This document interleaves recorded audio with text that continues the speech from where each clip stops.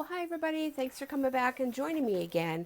My name is Susan Timchek. I'm an independent Stampin' Up! Demonstrator, and I'm going to be showcasing card number 2 in my Christmas in July stamp class that I hosted. And we focused on the stamp set, Merry Mistletoe. So we're going to be doing another really fun card to share with you. All right, so let's get started. Now I do have my window open, and it's a gorgeous day here today. And so the breeze is a little strong, so it may hopefully not blow away my card that I'm designing for you. So kind of have things a little bit hunkered down, as they say.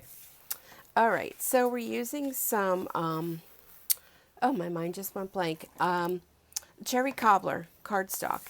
And we're using the Coordinated Designer Series paper pack. And today I'm going to use Fast Fuse. Fast Fuse is a tape runner and holds extremely well, a lot better than the snail adhesive. However, a lot of people have trouble using it. So let me give you a few tips along the way. It is refillable, so you can get a refill for it once your tape runner is used up. So you'll just basically open this up, take out the used up tape runner, insert a new one, snap it back on, and you're ready to roll. Pardon the pun. Okay, so usually when we're using snail, everybody tends to put this finger out. A tip, don't put the finger out. It needs a light pressure, and it needs a little check mark when you are ready to release it from the paper. So let me demonstrate. I'm just going very lightly, little check. Very lightly, little check. Lightly check, lightly check. Now you won't hear the tick, tick, tick like you do with the snail adhesive, so you'll have to get used to that. And I'm going to tell you, once you get the feel of the Fast Fuse, you're not going to want to go back. Unfortunately, one of the big major issues, and I didn't put this down all the way because I felt I was a little crooked, is it's not as easy to remove. So just don't place it down and smush it down, and as you see, you will be able to remove it. Just going to do a little more in the center here, and let's try this again. All right. Sometimes I have an issue with doing things straight, but that looks great. All right, so we're going to adhere that to there. I have a white piece to put inside. Oops, see, here we go.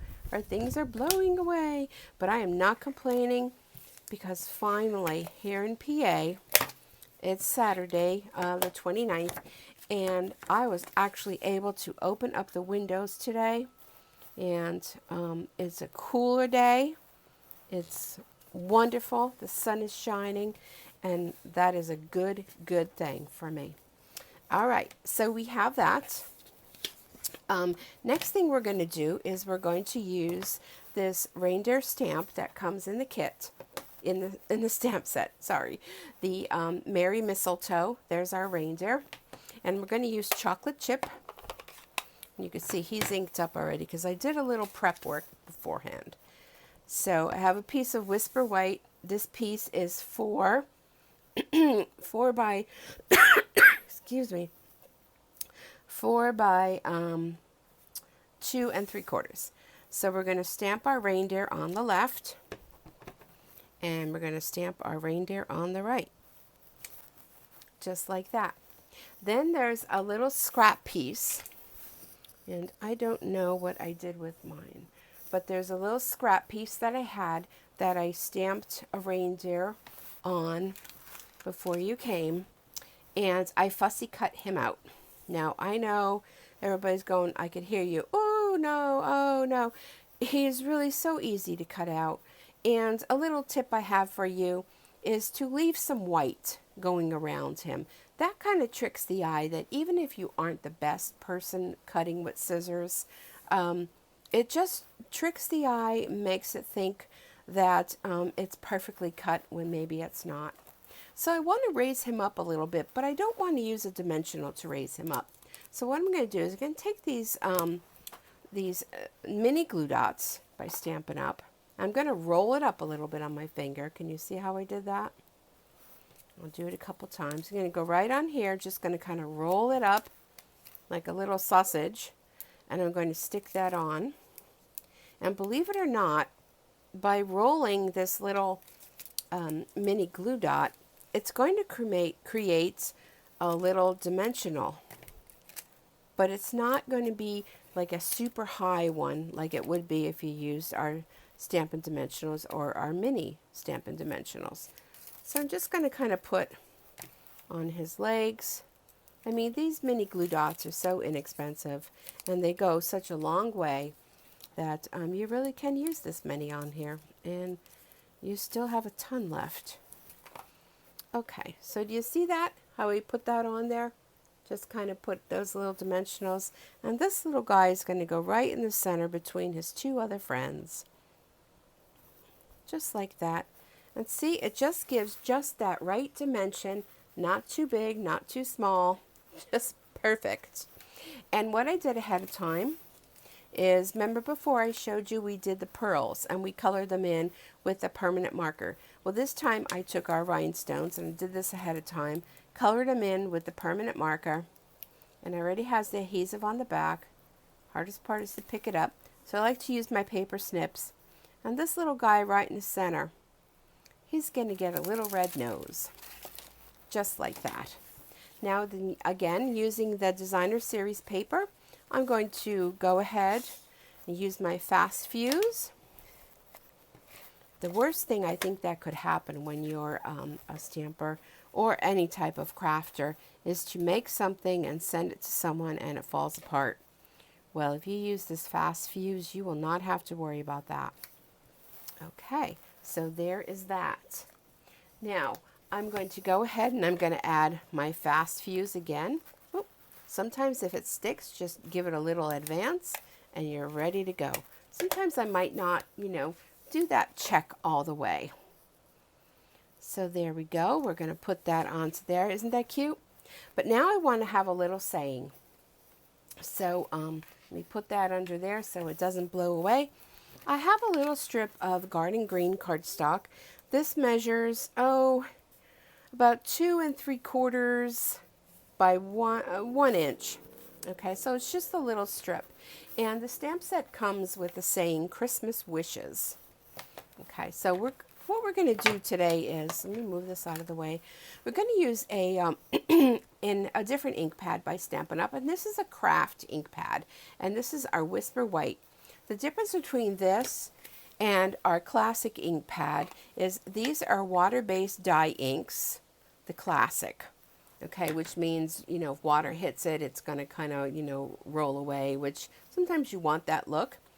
And it is washable. This one, the classic, comes out with water because it is water-based. The Whisper White is a pigment ink, which means it stays wet a lot longer, and it's perfect for embossing, which is what we're going to do. So we're going to use this little pouch. This is called an embossing buddy, and you just kind of pat it on there. You put that there so it doesn't blow away.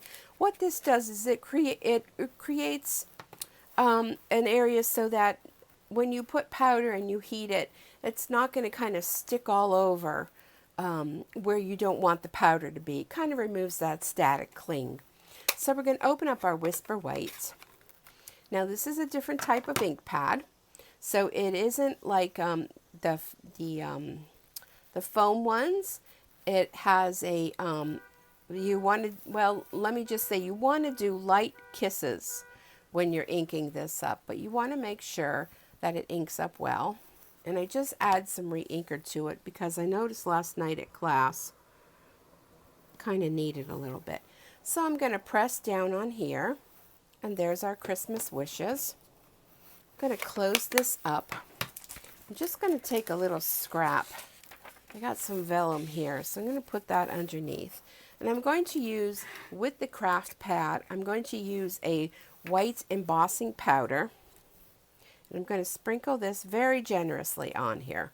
And don't worry, because that is all going to go right back into the jar. That's why I had this little piece of scrap. And I'm going to put the lid on that. Okay, now next what I'm going to do is I'm going to use my heat tool by Stampin' Up. Now it has two settings. we want setting number 2 because we are going to heat set this. And it's going to get a little loud, so I apologize for that. But you're going to see this go from matte to shiny finish. So we're going to go ahead and you want to hold this down with something. So I'm just going to use my paper snips because it's like a hair dryer and it sounds like a hair dryer, but it's a lot stronger. The heat, it's a lot hotter with the heat. So let me hold this down, and I don't know if you'll be able to see, but once it gets warmed up a little bit, can you see that, how that's changing? It kind of takes it from that matte finish and just kind of brightens it up, and it makes it like a nice raised image when you're done. So let me take a look at this and see. It's all shiny, and I believe so. I think we're good. Whoop, don't blow away. Okay, so put that, set that aside. Okay, so here is our embossed image. Can you see it has that little bit of shine to it? You want to give it like a second or so just to kind of set up, cool down a little bit, because you know, we get heated up. We like to cool down. So I'm going to use our triple banner punch. And the great thing with this is it works from 1 inch to 1 1/4 up to 1 1/2 to make a tag with a banner type edge to it. So we're going to use the punch, which how we do a lot of them, upside down. So I'm going to go ahead and slip this right into the 1 inch. I'm going to slide it up to where I can see, and I'm going to punch. And that makes that really cute banner. Now I want a little bit more off of mine. So that looks good to me. All right, I'm going to go ahead and bring my card back. And I'm going to have this little banner. And I know I have them somewhere under this mess. Oh my goodness, where are they? I wanted to use dimensionals to raise this up. Oh, here they are. They're hiding under my pearls. And no matter how big my desk is, I just seem to lose things on it. Does that happen to you? All right, so we'll go ahead and we'll put 3 dimensionals. And when that breeze starts blowing, I'll let that breeze blow away these backings, and then I'll worry about them later. I don't have time to be cleaning as I'm stamping. I'm creating and having fun. So I'm going to go ahead and I'm going to put this, oh, I don't know, right about there, I guess is good. And it's crooked again. Like I said, I have issues with that, but that looks much better. So there we go. There is our card number 2 in my series of Christmas in July cards. So I hope you enjoyed this. I hope you go and give embossing a try. I'll tell you, the first time I saw embossing at a workshop, I was like floored. And I still get just as excited now seeing an embossed image and how wonderful embossing can be and what little, just a little bit it can add to your card. All right, well, thank you so much for joining me. I hope to see you all again real soon. And be sure to come back because I'm going to have card 3, which is probably the easiest card ever. And I'm going to show you something fun, another new tool. Well, not new, excuse me, but another tool by Stampin' Up. And you'll want to come back to see that. All right, thank you, everyone. Have a good day. Bye for now.